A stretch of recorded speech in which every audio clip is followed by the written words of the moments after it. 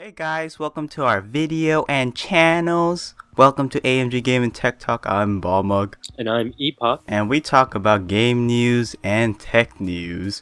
Alright, let's jump into game news. First thing up, Mega Man successor Mighty Number 9 was successfully funded on Kickstarter. And the goal was $900,000 and it was met. And as of today, as we're recording this right now, the people that donated money went up to $1,812,134, but I'm pretty sure it's changed by then, and by today there's 24 days left to kickstart this, so make sure to kickstart it. And what is Mighty Number 9? It is a all-new Japanese side-scrolling action game that take the best aspects of the 8 and 16-bit era classics, and you play as Beck the Ninth in a line of powerful robots.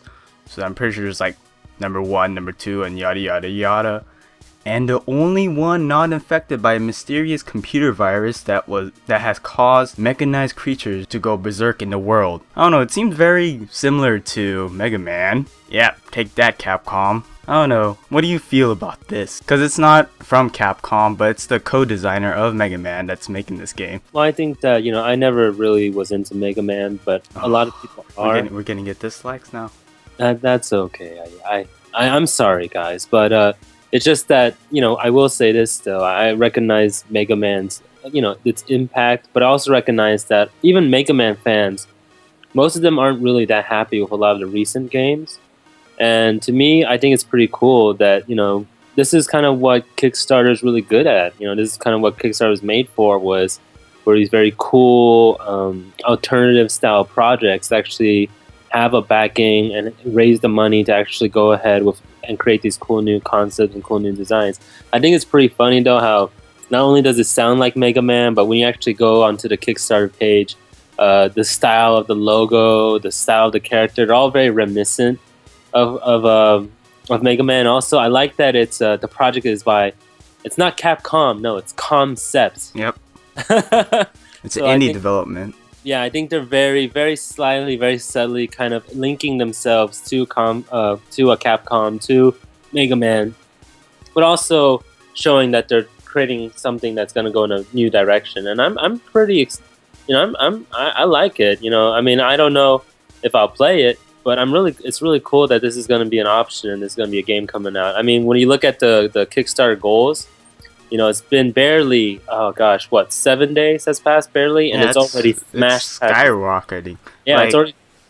Like for the new one right now, or the next goal, I think it's $2 million and $200,000 for the PS3, 360, and Wii U version. So hopefully we reach that goal. I think that's amazing. I think we're gonna go way beyond this. I mean, who knows what's after that? But yeah, we're easily gonna be able to go past that goal. So.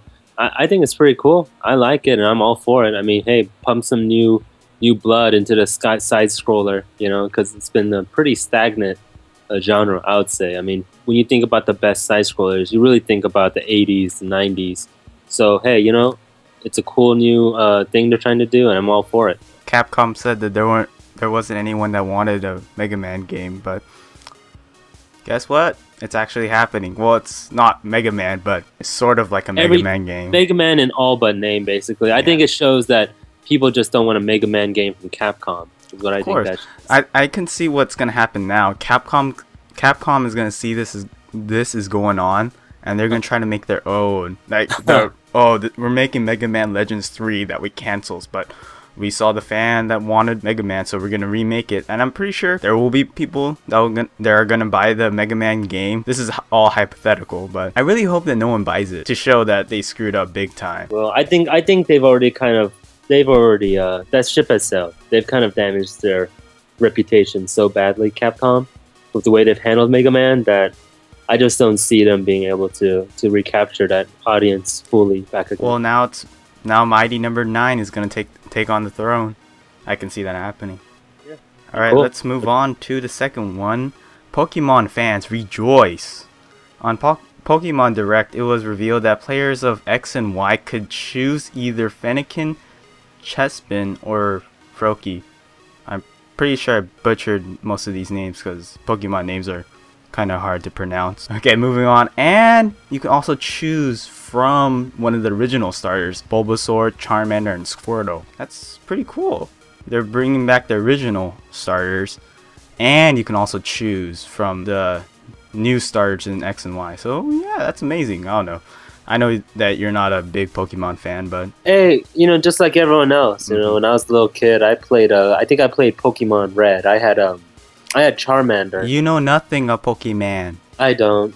That's true, but I know a little, and I know that I remember when I was a little kid, like everyone else, me and everyone else was playing Pokemon. I mean, what about yourself? What was your first Pokemon memory? Missing Note. That's all I remember. Missing Note and getting infinite rare candies. All I remember is riding a bicycle. Oh yeah. Boy, that's all I remember. That bicycle song, that doo-doo, that kind of a circus song. That's all I remember. That and that and the missing the secret Pokemon. That was just a bunch of like jumbled up bits. That was pretty cool. Yeah. So yeah, hey, you know what?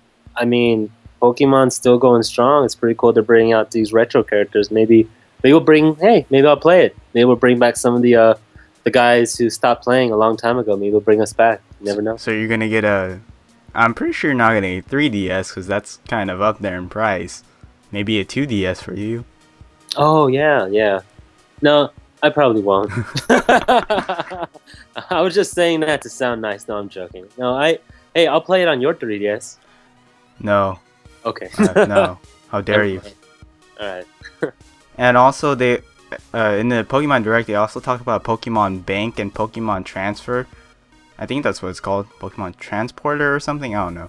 Some name to that degree, but basically you can store up to 3,000 Pokemons to the cloud with an annual fee. I'm a cheapskate, so I'm not gonna get that. But that's a cool idea, having a cloud so you can store your Pokemon and take it out whenever you want to. I wish they added that earlier for free, but they're gonna charge, so whatever. Alright, so I guess that's it for game news. Let's move on to game releases. Wow, this is a big chunk. Okay, for September 10th, this is all for September 10th. Killzone Mercenary comes out for Vita. Amnesia and Machine for Pigs comes out for the PC. I'm not gonna play that because I didn't even beat the first one because it's too scary, and I'm not very good at scary games. So next, The Elder Scrolls Anthology comes out for PC. Puppeteer comes out for PS3. And Zay and your favorite, Kingdom Hearts HD 1.5 Remix for PS3 is coming out. I can't wait for that. Yep. With my Little what am I saying? Little Mermaid level. That's pretty cool. And next thing up is Young Justice Legacy comes out for PC and 3DS.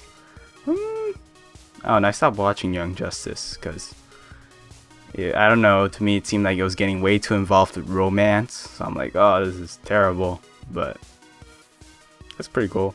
And your favorite as well, NHL 14. To play some hockey. Oh, dude, I'm there. And then Dragon Fantasy Book 2 comes out for Vita and PS3. Okay, moving on to September 12th. Arc Clash Legacy comes out for PC. And pretty sure this is going to be a huge seller. Arma 3 comes out for PC.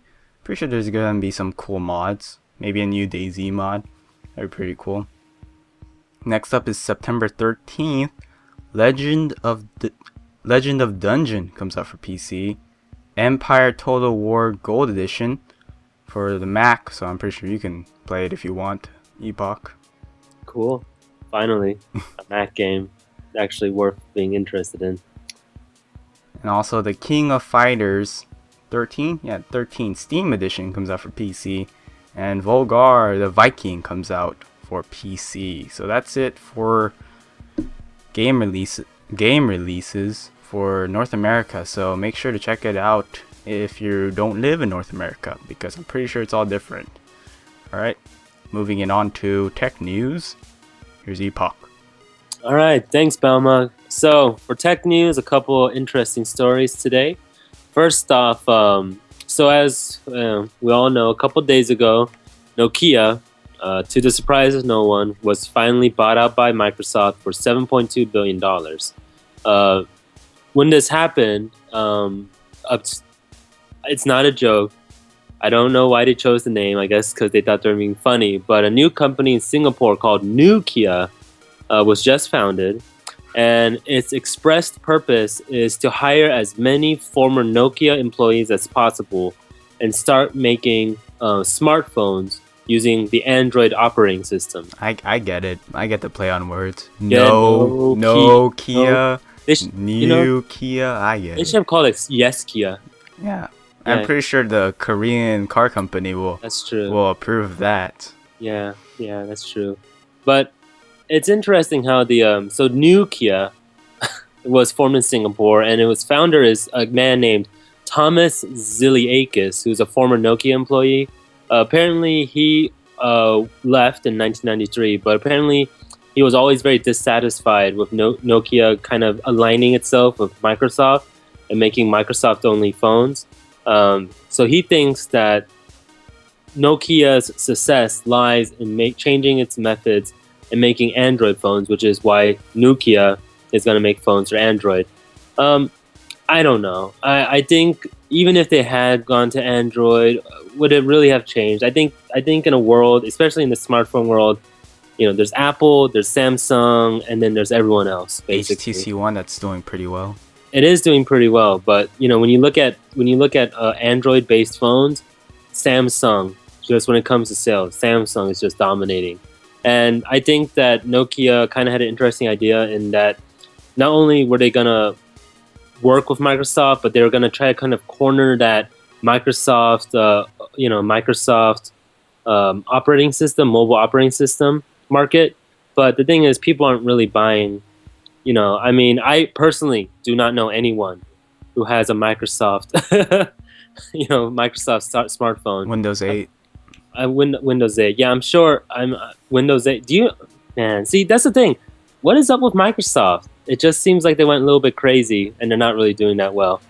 But speaking of Microsoft, so Nokia executive Stephen Elop is actually considered now the front runner after the purchase of Nokia by Microsoft to replace Steve Ballmer as head of Microsoft. The reason being that Elop isn't just the head of Nokia, but he was also a former Microsoft executive himself. That means that he knows the people there, he knows how Microsoft works, and because of all this experience with both companies, he would be best suited to run Microsoft now and its new mobile phone division. It's an interesting thought. It's definitely something to watch closely because whoever replaces Ballmer is going to have a lot of say in the direction Microsoft goes. And whoever replaces him, what he decides can be the difference between Microsoft getting out of its hole that's dug for itself or just continuing to dig further into the ground. I mean, what do you think, Balmug, about Microsoft's futures, about Nokia, about all that stuff? To be honest, this is just my opinion. I think Microsoft is not going to do that very well now. Mm-hmm. I think even with their products such as the Windows products like the Microsoft Office and things like that, I'm pretty sure they get most of their money or their revenue comes from Microsoft Office and the Windows 8 OSs and things like that. But seeing as how open source programs are becoming more accepted, I think sooner or later Microsoft needs to change their game plan. And even with the smartphones, I don't think it was a good idea to buy out Nokia, since I don't know any good phone out there. There's that one phone that's really good, the Lumia or whatever. Yeah, the Lumia line. I mean, they've got pretty decent phones, but is it enough for you to go and ignore their other options to go for a phone that has the Microsoft, the thing about the Windows Mobile is that there's not a lot of apps. Yeah, there's no pool of apps. Yeah, it's just, there's no point. That's the thing. It's just, I feel like Microsoft jumped into the mobile market too late. I mean, it's kind of funny how they had the idea and they thought to themselves that they're going to invest a lot of money on, what was it? The Surface. in the Surface Pro and get into the tablet market. That didn't succeed. I heard that they're making a Surface 2. I I really hope they need to make some major changes if they want to get some headway into the tablet market. And when it comes to the mobile market, just in general, they haven't done that good of a job. And that's sort of the future. That's where a lot of the profits lay. I mean, Samsung. In a previous episode, we mentioned how Samsung, the vast majority of the profits are from their smartphones, not from their TVs, not from their Blu-ray players, not from anything else that they sell around the world. It's mostly smartphone money that's pushing Samsung to new levels of profitability. And tablets. And tablets. Yep, I have a, Samsung. If you want to send me some gear, I have your Samsung Note 8. Yeah, I really love it. Yeah. Yeah, I mean, Samsung. I love your stuff. So send us some stuff. Yeah, man, come on, sponsor us. We need your help. But yeah, I mean, it's Microsoft has been shooting itself in the foot, and it's kind of sad to see it do that. Even with Xbox One, it's not doing very well. Yeah, it's just I don't understand. Do they just ignore everyone? Or they? I feel like it's just a classic kind of sign of having a corporation run by people who don't really seem to care all that much about technology or the consumer base. It's just I think it's somewhat similar to the situation that Sony had when the PS3 launched. Like, we know better than what you want. Yeah. But now Sony's like, oh, we're so sorry. We know that you gamers are really important, so we're gonna listen to your thing. I think Microsoft needs to stop. Needs to stop caring about money and profit, but instead try to satisfy the customer at least. I agree. And then think of profit, because I think it's consumers number one. Yeah, I think this is a very sobering lesson when you look at what Sony's past history was with the PS3 and the Vita, and when you look at Microsoft now. I mean, every corporation needs to remember you need if you want to profit, if you want to survive, you need to keep the consumer's desires first, or hire a really great marketing team like Apple does, because that's what you need. What are you talking about? Their products are pretty reliable. They are reliable, but it's the marketing. I mean, the fanboys love the marketing, and I'm not being insulting. I have a ton of Apple gear myself, but you have the new iWatch. Yeah, I went to the underground laboratory yesterday. I mean, it's got some cool new holographic features, man. You gotta check it out.